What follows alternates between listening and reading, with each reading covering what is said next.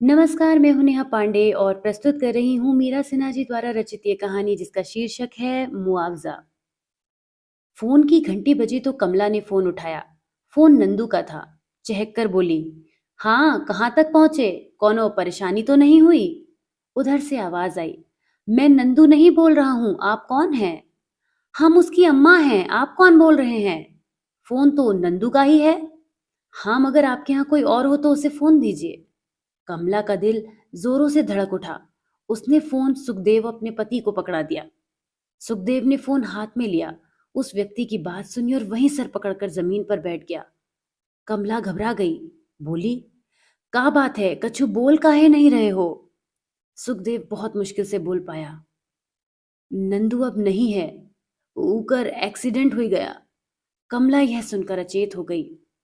खबर गांव में जंगल में आग की तरह फैल गई। सारे लोग इकट्ठे हो गए। कमला पर पानी डालकर होश में लाया गया।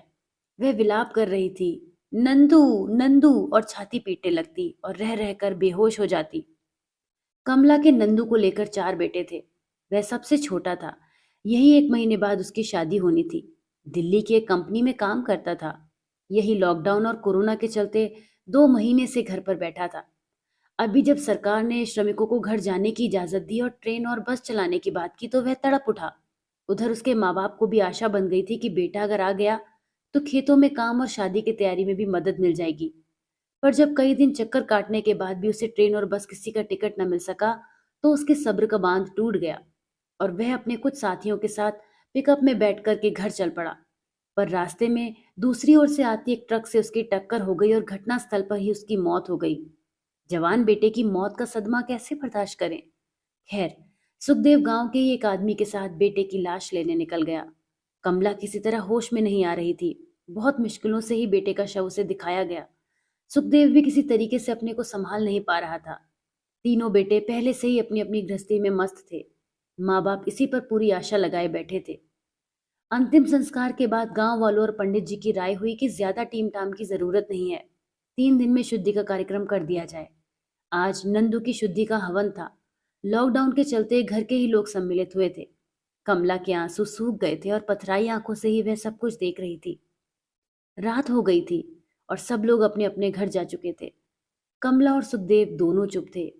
यह कैसी अनहोनी उन लोगों की जिंदगी में घट गई थी। अचानक कमला बोली, सो गए क्या? सुखदेव ने कहा, नहीं, एक बात कहनी थी तुमसे। क्या? आज पंडित जी के जाने के बाद बड़कऊ हमारे पास आया था और बोला, अम्मा, सरकार मरने वाले को 2-2 लाख मुआवजा दे रही है, तो नंदू का आधार कार्ड और जो भी कागज हो वो दे देना। तो मैं पता लगा लूंगा कहाँ मिलेगा, कैसे मिलेगा। मुझे बहुत तेज गुस्सा आई और मैंने कहा, उई 2 लाख रुपए से क्या हमारा नंदू लौट आएगा? खबरदार जो पैसे की बात की। अरे, सुन रहे हो कि सो गए? सुखदेव ने कहा। हाँ, सुन रहा हूं, कमला ने कहा। ये 2 लाख सरकार के मुआवजा देने की बात सही है? सुखदेव ने कहा, हाँ, जब मैं नंदू को लेकर गांव आ रहा था तभी मैंने यह खबर सुनी थी। कमला बोली, हूँ, 2 लाख रुपए सरकार देकर क्या हमारे नंदू को जिंदा कर देगा? दे सके तो हमारा नंदू वापस करे। इस वार्तालाप के बाद उन दोनों के बीच काफी देर तक मौन पसरा रहा। फिर सुखदेव बोला, अब हम तुम दोनों अच्छी तरह से जानते हैं कि नंदू तो अब आने से रहा। कल तुम जरा नंदू के कागज वगैरह मुझे दे देना। मैं सरपंच जी से मुलाकात कर लूंगा कि कैसे मुआवजा की रकम मिलेगी। कैसी बातें कर रहे हो तुम भी? हाँ, मेरा तो मन नहीं कर रहा है, पर दिमाग से सोचता हूं तो लग रहा है रकम क्यों छोड़ी जाए। जानती नहीं हो, बड़कऊ का पूरा दिमाग इन पैसों पर लगा होगा। इन पैसों से घर की हालत ही कुछ सुधर जाती। सुखदेव ने बहुत दुखी और करुण स्वर में बोला। कमला अवाक सी सुखदेव का मुंह देखती रह गई। समझ न पाई कि उसके इस बात को गलत कहूं या सही। धीमे स्वर में बोली, जो तुम ठीक समझो।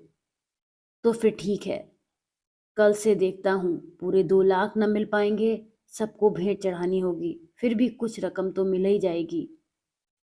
कमला बोली, हाँ, टीन की छत की जगह सीमेंट की छत डलवा देना, पुरानी हो गई है। हर बरसात में चूती रहती है। सुखदेव बोला, और हाँ, पिछवाड़े के हाथा में एक टॉयलेट भी बनवा दूंगा। पब्लिक वाले बड़े गंदे रहते हैं और खुले में जाओ तो लगता है कोई टोक ना दे। हाँ, और तुम्हारे लिए अंग्रेजी टॉयलेट ही बनवाऊंगा। तुम्हार घुटने में दर्द भी तो रहता है। कमला अपने पति की इस बात पर उस भीषण दुख में भी यह सोचकर कि उसका पति उसका इस उम्र में भी इतना ध्यान रखता है, लजा गई। सुखदेव ने उसको प्यार भरी नजर से देखा और फिर बोला, चलो, रात काफी हो गई है, सो जाते हैं, फिर सुबह देखते हैं कैसे कैसे काम होता है। और वे दोनों सो गए। और नीरव आकाश में, चांद रात के सन्नाटे में, शमशान वैराग्य और जिजीविषा दोनों पर हंस रहा था। तो आप सुन रहे थे ये कहानी मुआवजा, जिसे लिखा है मीरा सिन्हा जी ने। और मैं नेहा पांडे अब आपसे इजाजत लेती हूँ। मिलूंगी एक और कहानी के साथ। तब तक के लिए धन्यवाद।